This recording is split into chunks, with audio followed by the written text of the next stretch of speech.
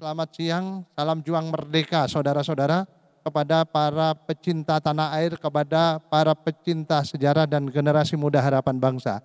Hari ini saya berada di depan Batalion Pembela Tanah Air yang ada di Kecamatan Pasirian, Lumajang, Jawa Timur. Dan perlu diketahui saudara-saudara sekalian bahwa pasukan pembela tanah air ini adalah pasukan yang dibentuk oleh tentara Jepang ketika pasukan tentara Jepang mulai kalah dalam pertempuran Asia Pasifik. Nah, saudara-saudara perlu diketahui bahwasanya di sini ini bisa kita lihat dulunya adalah gedung-gedung bekas gudang-gudang Belanda yang digunakan menjadi batalion atau menjadi markas besar tentara peta di Pasirian Lumajang. Nah, bagaimana cerita mengenai pembentukan tentara pembela tanah air?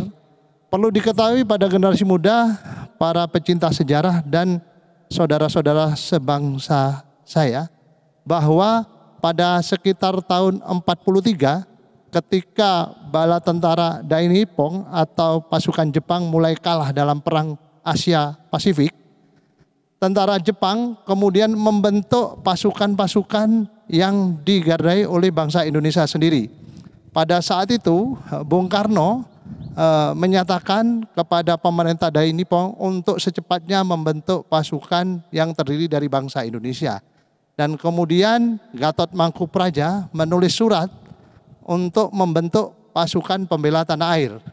Oleh karena itu pasukan Jepang khususnya Jenderal Kumakichi Harada kemudian membentuk yang namanya Osamu-shire atau perintah daripada bala tentara Daini Nippon untuk kemudian membentuk pasukan pembela tanah air pada sekitar akhir tahun 1943. Dan pada tanggal 8 Desember untuk pertama kali pasukan pembela tanah air dilantik di Jakarta. Dan kemudian ditempatkan di seluruh pesisir selatan Jawa. Tugasnya pasukan pembela tanah air ini adalah mempertahankan Pulau Jawa dari serangan pasukan sekutu yang mana saat itu sedang anjang-anjang untuk menyerang Jepang yang berada markas besarnya di Australia di bawah pimpinan Jenderal Douglas MacArthur. Nah, saat itu saudara-saudara sekalian yang perlu kita ketahui bahwasanya para pembesar Jepang yang diberi nasihat oleh Bung Karno kemudian merekrut para pemuda dan tokoh-tokoh pergerakan nasional. Bung Karno banyak merekomendasikan tokoh-tokoh pergerakan nasional. Ada nama Kolonel Samun di Banten, ada juga nama daripada Pak Aruji Kartawinata, ada nama Pak Mayor Pak Imam Sujai, yang mana saat itu adalah tokoh-tokoh pergerakan pusat tenaga rakyat di bawah asuhan Bung Karno. Nah, hari ini kita melihat bekas batalion pembela tanah air yang ada di Pasirian Lumajang.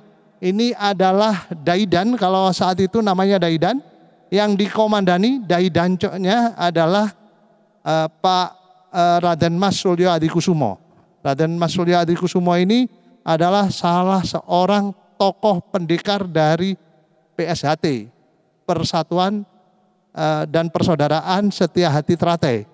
Nah, ini Pak Suryo Adikusumo memimpin di sini, saudara-saudara sekalian, yang mana beliau ini adalah orang yang luar biasa dalam ilmu kependekaran.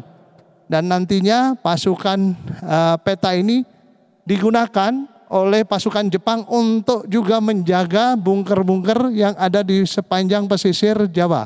Dalam hal ini untuk Daidan atau batalion peta digunakan untuk menjaga pesisir Lumajang tentunya. Ada sekitar 40 bunker Jepang yang ada di sana di sepanjang pesisir, nanti kita akan juga lihat. Dan hari ini kita ada di batalion peta Pasirian Lumajang, di mana komandan batalionnya adalah Pak Raden Mas Suryo Adikusumo dan perwira kesehatannya adalah Dr. Sujono. Tentu masyarakat Lumajang juga tahu Dr. Sujono nanti kemudian akan menjadi nama gedung kesenian yang ada di sebelah pendopo Kabupaten Lumajang.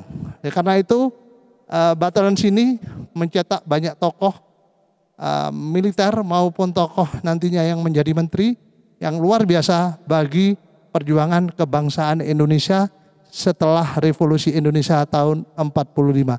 Apa dan siapa? Mari kita ikuti cerita selanjutnya. Terima kasih. Assalamualaikum warahmatullahi wabarakatuh. Salam juang merdeka.